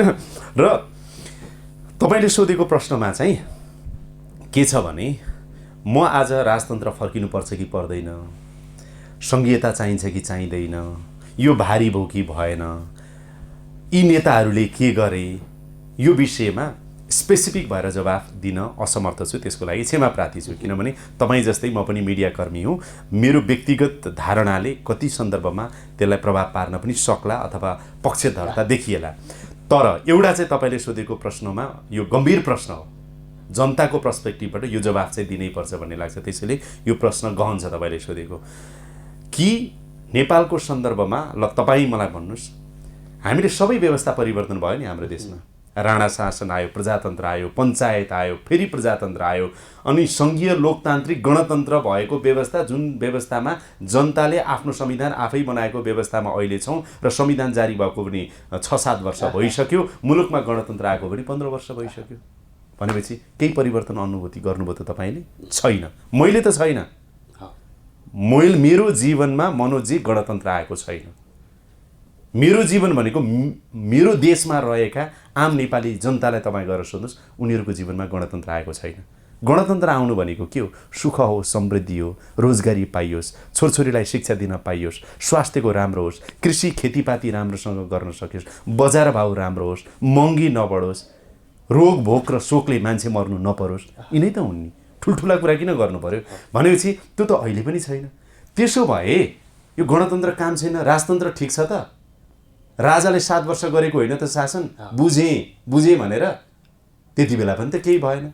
48 सालमा संवैधानिक राजतन्त्र र बहुदलीय प्रजातन्त्र थियो। त्यो बेलामा जस्तो चाहिँ 6 महिनामा सरकार कहिले परिवर्तन भयो? अस्थिरताको सुरुवात त्यहीँबाट भएको होइन? त्यसैले मनोजी, त्यसैले व्यवस्था परिवर्तन भएर मात्रै तपाईँको जनताको जीवनमा खुसियाली आउने रहेनछ। हामीले राजतन्त्र नि देख्यौँ, राणा पनि देख्यौँ, पञ्चायत नि देख्यौँ, प्रजातन्त्र नि देख्यौँ। देख्दै भोग्दै गणतन्त्रसम्म भोगिसक्यौँ भनेपछि व्यवस्था त परिवर्तन गऱ्यौँ, शासक पनि परिवर्तन गऱ्यौँ, नाम पनि परिवर्तन गऱ्यौँ, संविधान पनि परिवर्तन गऱ्यौँ भनेपछि केहीले परिवर्तन ल्याएन नि। त्यसैले अहिलेको तपाईँको जवाब, राजा फेरि आएर पनि हुनेवाला केही छैन, नआउँदा पनि केही भइरहेको छैन। मात्र के हो भने मनभित्र देश र जनता राख्ने नेता चाहियो। त्यो नेताको खोजीमा चाहिँ म छु। व्यक्ति र प्रवृत्ति परिवर्तन हो। व्यक्ति, किनभने हाम्रो देशमा तपाईँको चाहिँ राजा महेन्द्र हुँदाखेरि देश कहाँबाट कहाँ पुग्यो भन्नुहोस् त? 10 वर्षको अवधि मनोजी, 2017 देखि 28 सालमा उहाँ बित्नु, 10 वर्षमा इतिहास हेर्नुहोस्, राजा महेन्द्रले देशलाई कहाँबाट कहाँ पुर्याए। त्यो भनेर म पञ्चायत मान्छे होइन, बीपी कोइरालाको विचार, उहाँ जस्तो टावरिङ लिडर, एसियामा तपाईँको सारा नेताहरूले मानेको नेता, उहाँले दिएको विचार, उहाँको पालामा बनेको चाहिँ जे फाउन्डेसनहरू थियो, धेरै सत्ता चलाउन पाउनु भएन। त्यस्तो नेता हाम्रो देशमा चाहियो। मदन भण्डारीको बारेमा अहिले नभनौँ, उहाँले कामै गर्न पाउनु भएन। त्यसैले उहाँ टावरिङ लिडर हो होइन भन्ने कुरा विचारले हो, तर व्यवहारले चाहिँ उहाँको टेस्ट गर्न बाँकी थियो। दुःखद निधन भयो। त्यसैले यो देशमा के चाहिएको छ भने व्यवस्था होइन, देश र जनतालाई प्राथमिकतामा राखेर अगाडि बढ्ने त्यागी नेता, दूरदर्शी नेताको अभाव यो देशलाई छ। त्यो तपाईँ हाम्रो पुस्ताले गर्नुपर्छ। तपाईँले अहिले समकालीन राजनीतिमा हेर्नुभयो भने सिम्पल छ के सिम्पल। पहिला म, अनि मेरो त्यसभन्दा बाहिर मेरो गुट, अझ परिवारसहितको मेरो गुट, त्यहाँबाट मेरो पार्टी, त्यहाँबाट अनि चाहिँ देश जनता भूगोलका जाति अनेकका खण्डन छ नि त, अनि मात्रै पो देश र जनता हुनुपर्ने। पहिला चाहिँ देश र जनता सेन्टरमा थियो। हरेक नेता म मन्त्री बन्छु भन्छ, प्रधानमन्त्री बन्छु भन्छ। हरेक राजनीति गर्नेले अहिले के भन्छ भने देश बनाउँछु भनेर सोच्दैन के मनमा। यहाँबाट यहाँ गयो भने यो नेताको संरक्षण हुन्छ, त्यहाँबाट म सांसद बन्छु, त्यहाँबाट मन्त्री बन्छु, ठाउँ पाएँ भने यति बेला हो। त्यसकारण यसरी देश बन्छ। मैले देखेको तपाईँको 95% नेताहरू उनीहरू देशको बारेमा सोच्दैनन्, जनताको बारेमा सोच्दैनन्, आफ्नो राजनीतिक करियरको बारेमा सोच्छन्। 24 घण्टा त्यसरी बित्छ। 5% छन् जसलाई देश बनाउन मन छ। अनि अब भन्नुहोस् तपाईँ आफै जवाब दिनुहोस् कि राजा आएर हुन्छ अथवा राजा नभएर पनि हुन्छ? अब राम्रो नेता चाहियो देशमा। अब हामी कार्यक्रमको अन्तिमतिर आउँ होला। यो छोटो समयमा 20 वर्ष लामो करियर र त्यो अन्डरस्ट्यान्डिङ, त्यो बुझाइ सायदै यो 1 घन्टाको कार्यक्रममा सेयर गरेर नसकिएला हैन। अन्तमा पत्रकार भएर काम गरिराखेको बेला अथवा एउटा इमेज च्यानलमा यति लामो करियर व्यतीत गरिराख्दाखेरि तपाईले गत वर्ष भनौँ न एकचोटि इमेज च्यानलबाट छोड्ने मनसाय राख्नु भएको थियो, रिजाइन पनि गर्नुभएको थियो। यो मिडियाकर्मीको आवाज पनि हुन सक्ला। खास के थियो त्यहाँको सन्दर्भ के थियो? फेरि तपाईँ कन्टिन्यू हुनुहुन्छ, एउटा सुखद पक्ष पनि हो। सबैले तपाईँलाई त्यहीँ हेर्न पाइराख्नु भएको छ। यद्यपि त्यो तपाईँको मात्रै समस्या थिएन होला, आम पत्रकारको समस्या होला। के भन्नुहुन्छ? होइन, यसमा यस्तो थियो, मेरो अलि अपवादै थियो। के थियो भन्नुहुन्छ भने म चाहिँ गत सालको असोज 12 गते मेरो इमेज च्यानलमा मैले काम थालेको, त्यहाँ चाहिँ रहेको आबद्धताको 20 वर्ष पुरा भएको थियो।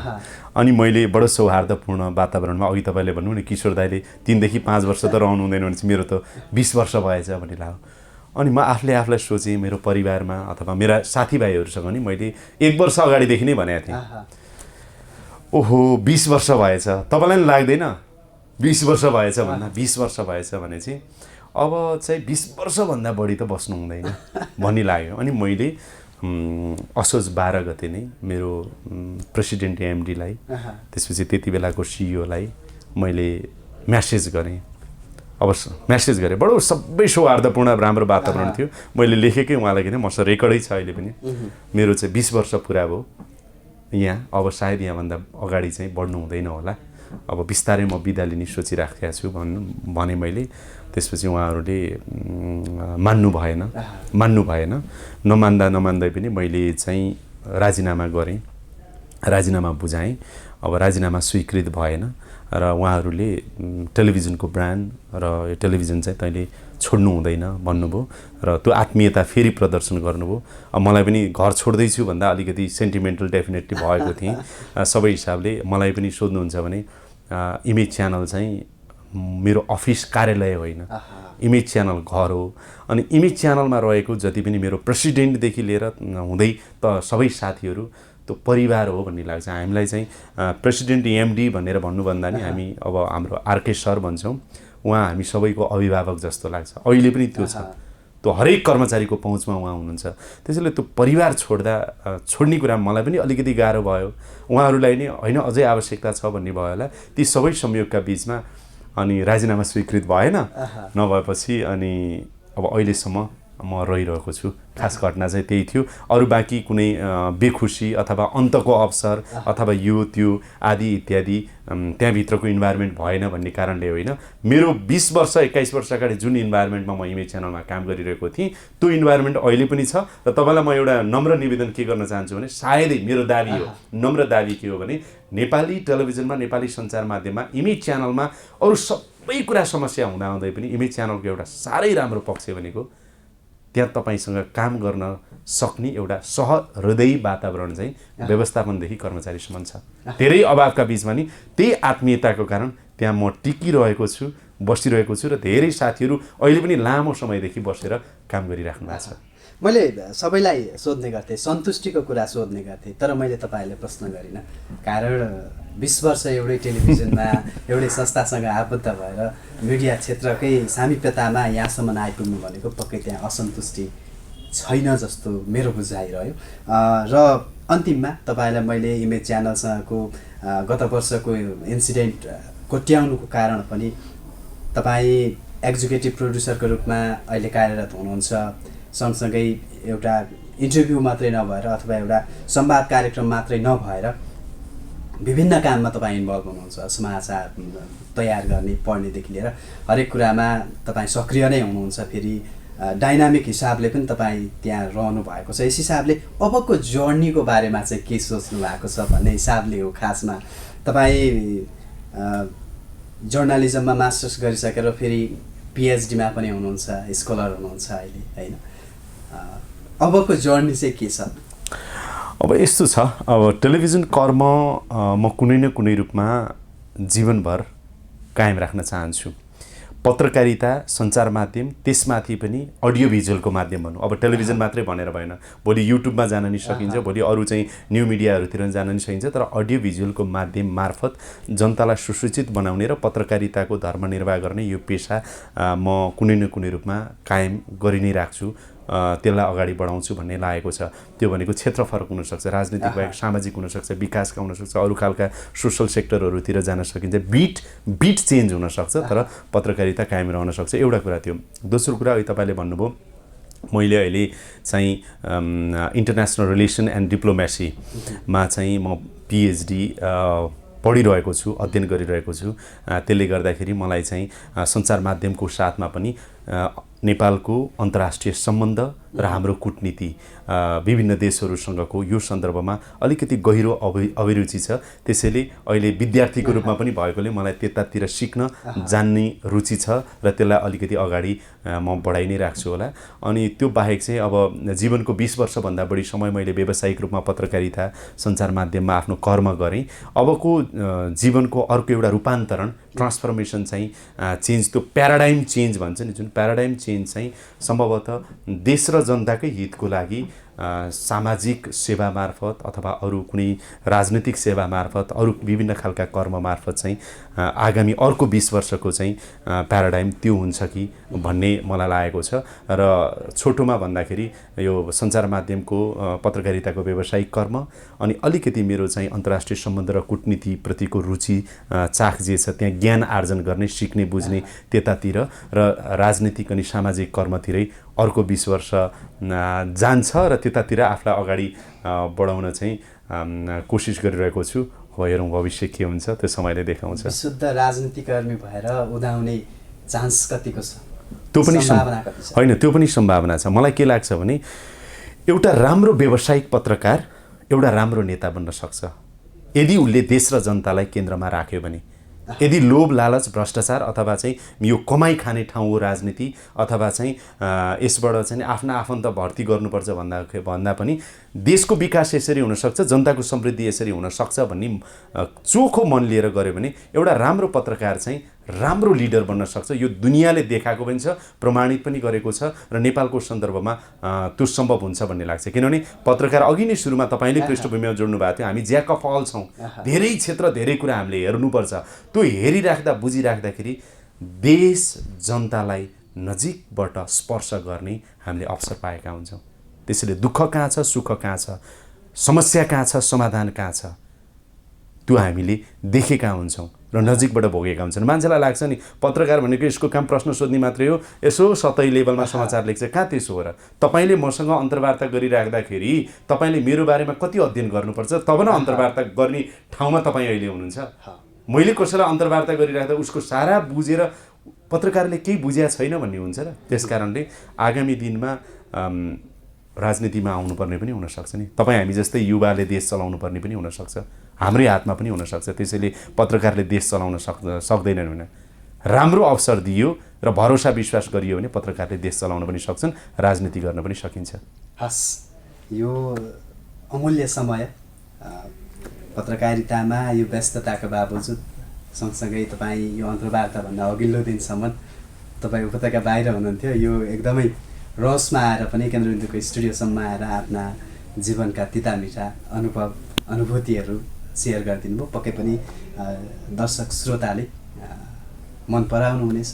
जसले जगदीश खरेललाई नजिकबाट बुझ्न चिन्न चाहनुहुन्छ, पक्कै पनि यो अन्तर्वार्ता एउटा महत्त्वपूर्ण हुनेछ। समयको लागि धेरै धेरै म तपाईँलाई पनि धेरै धेरै धन्यवाद दिन चाहन्छु, केन्द्रबिन्दुलाई धन्यवाद दिन चाहन्छु। यो अत्यन्तै लोकप्रिय कार्यक्रममा मैले मेरा जीवनका भोगाइहरू, अनुभव, अनुभूतिहरू यसरी तपाईँसँग साट्न पाइयो र आम दर्शकहरूको लागि पनि अलिकति रोचक रह्यो कि भन्ने मैले अपेक्षा गरेको छु। सधैँ म तपाईँको कुर्सीमा रहेर अरूलाई प्रश्न सोधिराख्छु, मेरो दैनिकी यसै गरी चल्छ। आज तपाईँले मलाई प्रश्न सोध्नुभयो, केही फरक, केही नयाँ र केही रोचक र केही उत्साही भएको छु मलाई। र यो तपाईँले गर्नुभएको अन्तर्वार्ताले मलाई अझ बढी चाहिँ जिम्मेवार, जवाफदेही बन्नको लागि चाहिँ प्रेरणा दिएको छ। यसको लागि म तपाईँप्रति पनि धेरै आभार व्यक्त गर्छु। धेरै धेरै धन्यवाद छ। Thank you so much.